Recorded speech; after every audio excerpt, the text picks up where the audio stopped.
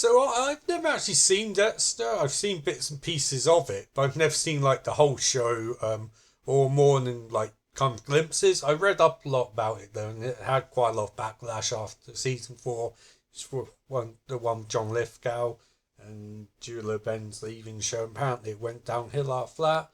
And I was always curious to watch it, so I always thought the premise sounded interesting, but then I was like, I wasn't entirely convinced.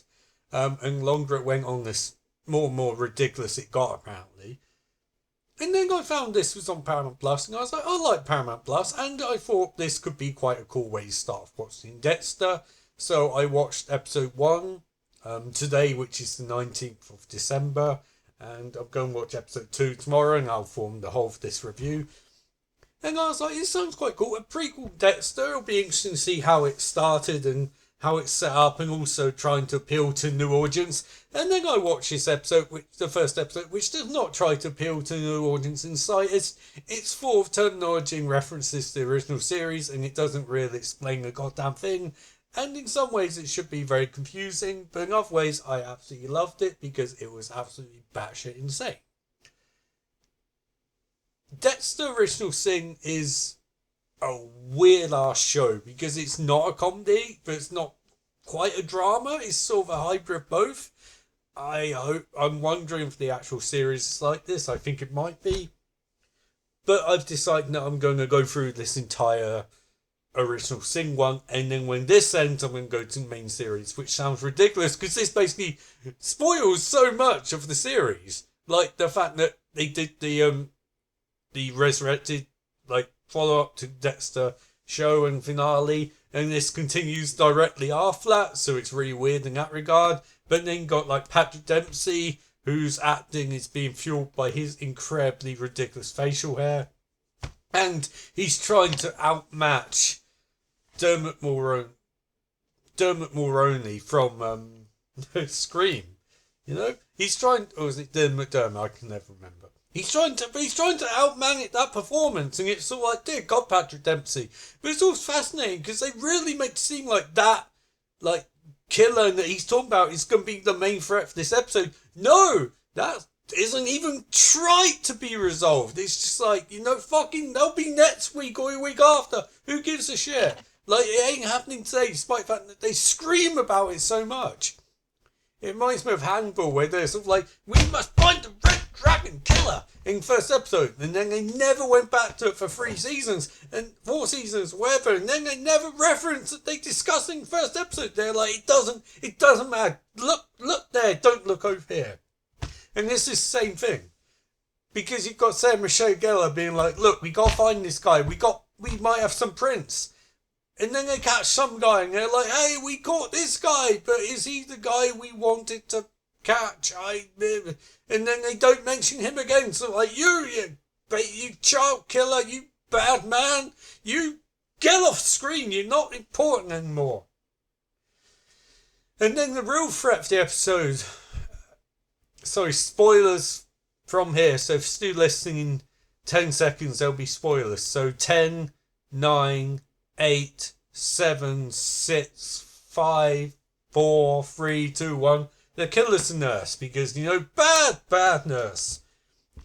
She's giving Harry, Christian said, bad medicine, and he was like, and Dexter's like, hey, she's trying to poison you, and Harry's like, she is, we'll kill her then. Which is like, wow, you dumped your principal pretty fucking quickly.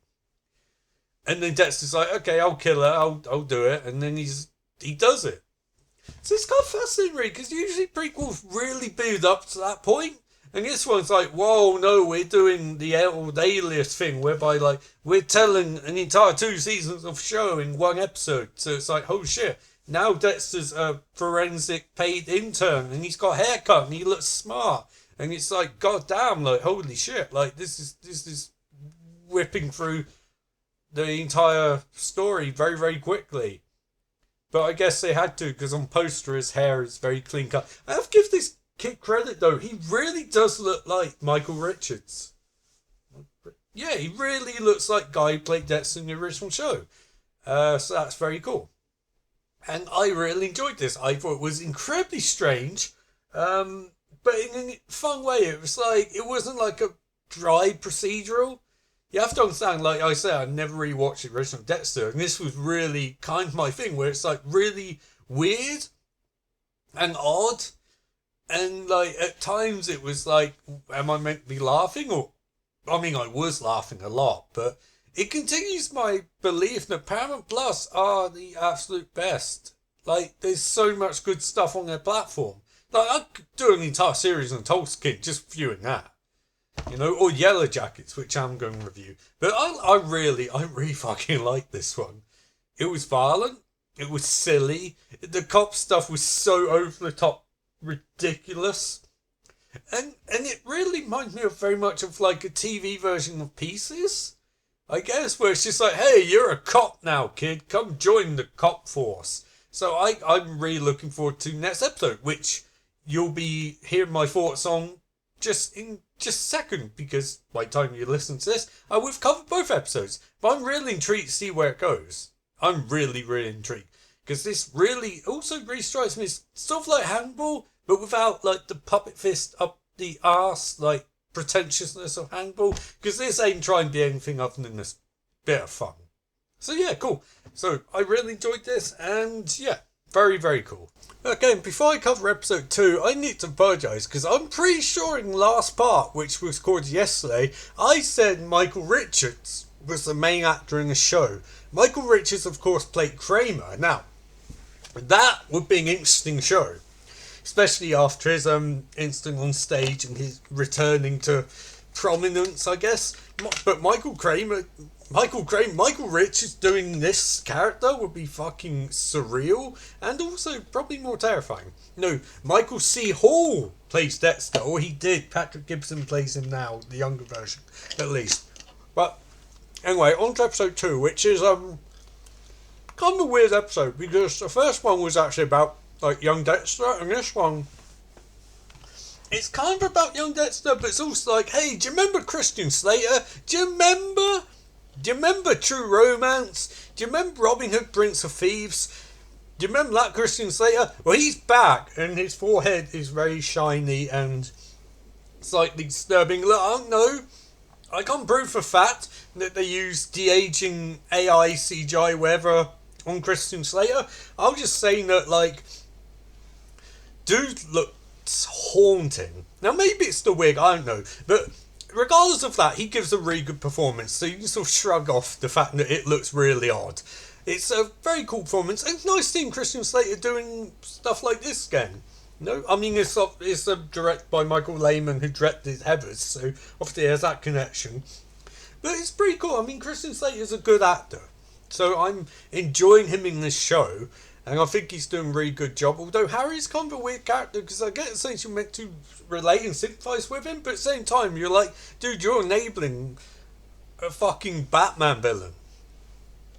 And this show sort of postulates that, because Dexter can't fit in at all, which creates some fish out of water stuff. It also makes me think, like, is Harry just the worst parent ever?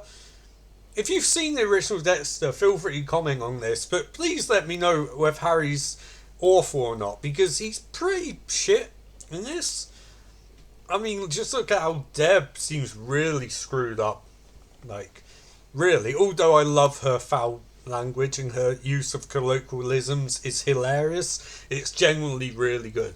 More other stuff in this episode. So we get some bonding between young Dexter and Angel, which is pretty cool. We get some more stuff with Masuka, and I don't know how he was in the original show, but I have already had my fear of that character, to be honest. And if we're going to get like 10 years or whatever, I don't know when timeline set, if we're going to get like years and years of this show, and that fucker is going to be on every week, that's really going to piss me off.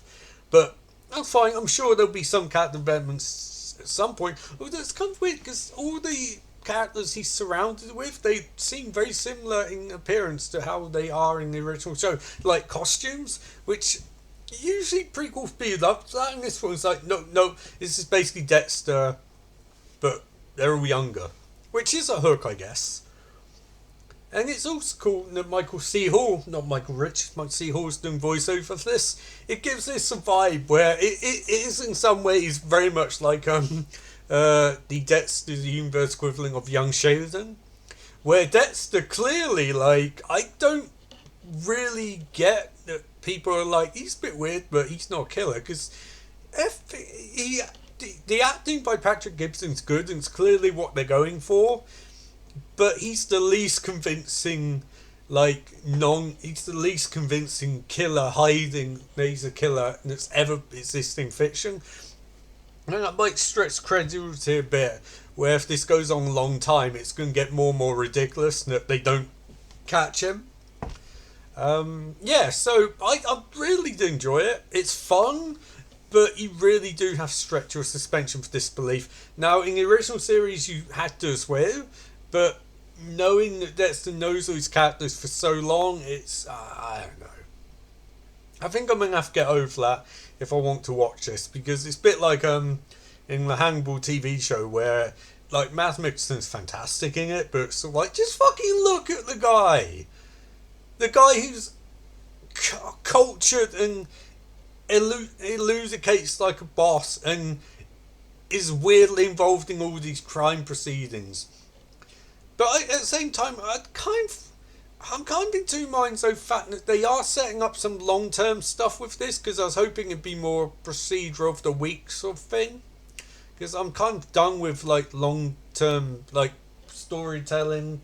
I don't mind long-term storytelling, but I like procedural stuff where like each episode feels like it exists on its own. This one sort of stops, and then it's like, hey, we'll see you next week for Dexter's Revenge.